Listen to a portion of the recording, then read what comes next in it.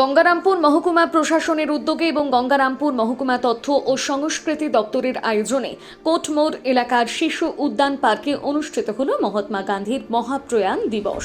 সারা রাজ্যের সাথে সাথে গঙ্গারামপুর মহকুমাতেও সাড়ম্বরে পালিত হল মহাত্মা গান্ধীর মহাপ্রয়াণ দিবস। মহাত্মা গান্ধীর মহাপ্রয়াণ দিবস উপলক্ষে শিশু উদ্যান পার্কে প্রার্থনা সভার আয়োজন করা হয়। এই প্রার্থনা সভায় উপস্থিত ছিল হিন্দু, মুসলিম ও খ্রিস্টান ধর্মের বিভিন্ন ধর্মযাজকরা।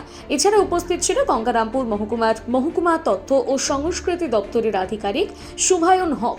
মহাত্মা গান্ধীর মহাপ্রয়াণ দিবস উপলক্ষে শিশু উদ্যান পার্কে ছোট ছোট শিশুরা তাদের বিভিন্ন গান পরিবেশিত করে।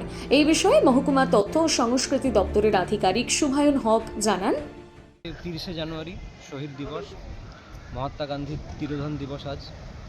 তো আমরা আজ গঙ্গারামপুর মহকুমার শাসকের করণে যে পার্কটা আছে এখানে আমরা ছোট করে একটা অনুষ্ঠান করলাম।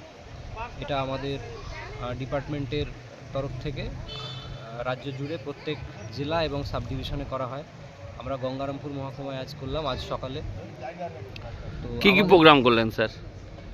আমাদের এই অনুষ্ঠানে যেটা হয় মূলত সেটা হচ্ছে সর্বধর্ম প্রার্থনা সভা।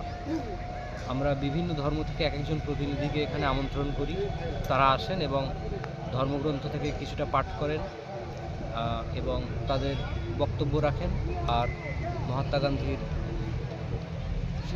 আত্মার শান্তি কামনায় কিছু কথা রাখেন, কিছু বক্তব্য রাখেন। এই আমাদের অনুষ্ঠান। আর রামধন গাওয়া হয়। সপ্তক এসেছিল, সপ্তক একটি গানের দল, ওরা এসেছিল, ওরা রামধন গেয়েছে এখানে। এই ছিল আজকের অনুষ্ঠান। বুনিয়াদপুর থেকে দিলদার আলীর প্রতিবেদন, নিউজ টুডে।